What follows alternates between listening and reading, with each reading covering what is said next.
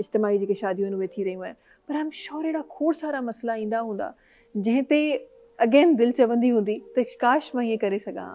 को अहिड़ो एक्सपीरियंस, का अहिड़ी ॻाल्हि, का अहिड़ी फैमिली जंहिंसां तव्हां मिलिया हुजो ऐं तव्हांखे वाक़ई दिलि चवंदो हुजे त यार अञा बि असां एतिरो माशाल्लाह सां वेलफेयर में चैरिटी में अॻियां आहियूं, पर अञा माण्हुनि वटि केतिरियूं तकलीफ़ूं आहिनि जेके सॉल्व करणियूं आहिनि असांखे।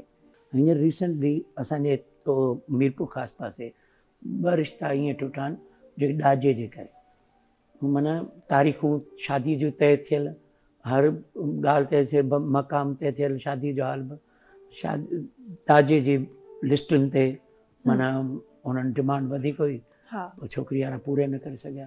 त हिकिड़ी दिलि आहे, हिकिड़ो त इहो आहे जो हीउ ग़रीब माण्हू त हीउ ट्रेंड थी वञे, मुंहिंजी दिलि जी हिकिड़ी तमन्ना आहे त असांजी ट्रेंड थी वञे गॾियल शादियुनि जो ऐं हिकिड़े हंधि या सादगीअ में करण जो, अहिड़ो थी वञे। हीउ ॿिया ज़िंदगीअ जा भले पंहिंजे हिसाब सां ज़रूरतूं आहिनि, इंसानु भले ज़रूरतूं पूरियूं करे, ख़्वाहिशूं त कंहिंजूं पूरियूं कोन थींदियूं आहिनि, ऐं इन ज़रूरतुनि खे अहिड़ो तरीक़ो कयूं, असांजो तर्ज़ अमल अहिड़ो हुजे जो असीं पंहिंजे लाइ कंदे ॿियनि जे लाइ सोचूं। असां हीअं कयूं था ॿियनि खे तकलीफ़ कहिड़ी थींदी, त इहो ॾाढो ज़रूरी हूंदो।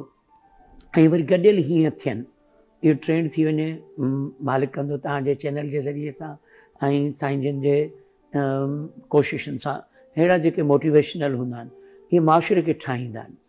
ऐं असां आहियूं जेके माना एमरजेंसी पटी कयूं था, हीअ आहिनि जेके उन्हनि खे बिल्कुलु गाइडलाइन सही ॾेई करे अॻिते वधाए सघंदा, अहिड़नि जी ज़रूरत आहे। ऐं इहो मुआशिरो जॾहिं अहिड़ो वधे त ज़रूरत आहे अञा चैरिटी में नंबर 1 आहे, मगर छा आहे जो एतिरे को क़दुरु तकलीफ़ुनि जो ही समाज आहे ऐं असांजो ॼण त इहो ॼाणी माणी थी वियो आहे रस्मनि जे करे, रवाजनि, पर असां हींअर जेको हिन में शादियूं कंदा आहियूं त हिन में ॾाज कोन था ॾियूं। हा, असां ॾाज जो नालो लिखियो आहे, छो त आम माण्हू ॾाज खे अखर खे सम्झे थो, असल में हीअ आहिनि गिफ्ट्स। मूं उनखे स्टडी करे ईअं कयो जो नबी पाक साहिबनि जेको बीबी फातिमा खे ॾिनो शादीअ में, हा, इहो घरेलू सामान गिफ्ट हुई। त असांखे श्री राम भॻवानु जॾहिं शादी कई त हुनखे राजा जनक, हालांकि बादशाह हुआ, तॾहिं बि उन्हनि खे जेको सामान मिलियो त इहो घरेलू सामान हो। त इन करे मूं ॿिन्ही खे मर्ज करे हिन में रखियो ई सॼो सामान, जेको मुंहिंजो कार्ड आहे जो आऊं धरती टीवी वारनि खे मूं तव्हांजे ज़रिए सां ॾियां थो सभिनी खे, त भले अची सघो था। मुंहिंजी दिलि हूंदी आहे त सुठा माण्हू अचनि, हीउ प्रोग्राम ॾिसनि, त जीअं नेकी प्रोमोट थिए, चङा ई अॻियां वधे। त असां हिन लिस्ट में पछाड़ी मेरे सामान जी लिस्ट हिन में लिखियल आहे। जी हा, त हिन में छा हूंदो त जेको असीं ॾियूं था उहो सामान आहे, कपिड़ा आहिनि, कपिड़नि जी पेती आहे, कंबल, हंधि बिस्तरो आहे, thermos, tiffin, cooler, dinner set, इस्त्री, आयरन, इहो उन खां अलावा जैकेट, स्वेटर, शाल, कुंवार लाइ, घोट कुंवार लाइ शूज़, आर्टिफिशियल ज्वेलरी, मेकअप आहे, ईअं माना नंढियूं नंढियूं शयूं, इहे टोटल मिलाए करे सिलाई मशीन ख़ासि करे ॾींदा आहियूं। सिलाई मशीन त जीअं हुनर अॻियां वधे ऐं उहो माना मोहताज न थियनि। उन खां इन्हनि शादियुनि में असां वरी 4 क़िस्मनि जा अवेयरनेस सेशन ॾींदा आहियूं।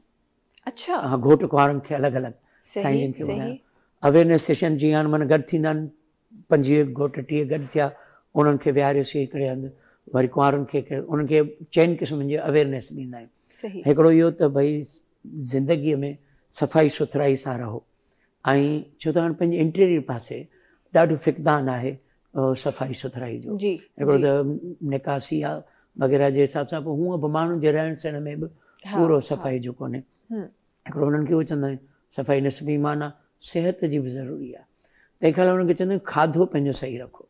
हीअ देखा देखी में अॼु आयो माण्हू माना गोश्त ई ॿिया इन्हनि जे चकर में लॻनि था, इन सां सिहत कान थी ठहे, पाण सिहत बिगड़े थी।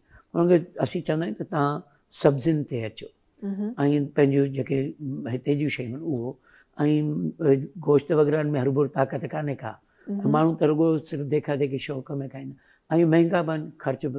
उन्हनि चवंदा आहियूं सादगीअ सां रहो। 3 नंबर ते उन्हनि खे अवेयर कंदा आहियूं त तव्हां प्लैनिंग रखो ॿारनि जे पैदाइश में, ऐं माना उनजो जीअं पाले सघो, उन्हनि खे सुठे नमूने संभाले सघो। नियाणियुनि खे वरी अलॻि ॾींदा आहियूं तरबियत, त भई तव्हां मुस्लमान खे त बीबी फातिमा जो ऐं बीबी ख़दीजा जो मिसाल पाण ॾे रखो। असां हिंदुनि में वरी सेखारींदा आहियूं त तव्हां माता सीता वारो किरदारु अदा कंदा, उहो तव्हांखे रखिणो आहे। तंहिंखां अलावा वरी उन्हनि खे चवंदा आहियूं त तव्हां हुनर सिलाई जो तव्हांखे मशीन ॾियूं पिया त तव्हां हुनर खे अॻियां वधाइजो। ऐं पंहिंजे औलाद, चौथे नंबर चवंदा त औलाद खे तव्हां पढ़ाईअ में लॻाईंदा। ये 4 अवेयरनेस सेशन उते 20-20 मिंटनि जा उन्हनि खे ॾींदा आहियूं, मुख़्तलिफ़ तरीक़नि सां वीडियो बि था हलाए करे त जीअं माना उन्हनि जो शऊर बि वधे। सही। ऐं हीअ जेका रिस्पॉन्सिबिलिटी ऐं हीअ जेका तरबियत मां हिनखे चवंदमि, जेका तव्हां हुन अवेयरनेस जी ॻाल्हि कई रहिया, हीअ बेसिकली उहा तरबियत आहे जेका असांजे पेरेंट्स जो जी ज़िमेदारी आहे, असांजे वॾनि जी ज़िमेदारी आहे। जॾहिं बि घर में का शादी थिए थी, उन शादी में इहे शयूं एक्चुअली असांखे इहे ट्रेनिंग असांखे ॾियणु खपनि। असां वटि शादी सिर्फ़ु हिकु फंक्शन खे चयो वेंदो आहे ऐं शादी थी वेंदी आहे, पर उनजी अवेयरनेस, उनजी प्लानिंग, उनजे बारे में ॻाल्हाइणु, इहो असांजे मुआशिरे में शायदि ट्रेंड ई न आहे। असां उहो ट्रेंड छॾे ॾिनो आहे। असांखे ख़बर आहे जी अच्छा ठीकु आहे, पसंदि थी वई, शादी करणी आहे, ॻाल्हि ख़तमु, उन खां पोइ पाण ई ॼाण सभई। पर इहा एक्चुअली इहा तरबियत आहे जेका तव्हांखे तव्हांजे ॿारनि खे ॾियणी आहे, बिकॉज़ उहा तरबियत तव्हांखे ख़बर आहे, उन्हनि ॿारनि खे न आहे ख़बर जेका अचण वारी ज़िंदगी आहे उहा कहिड़ी आहे।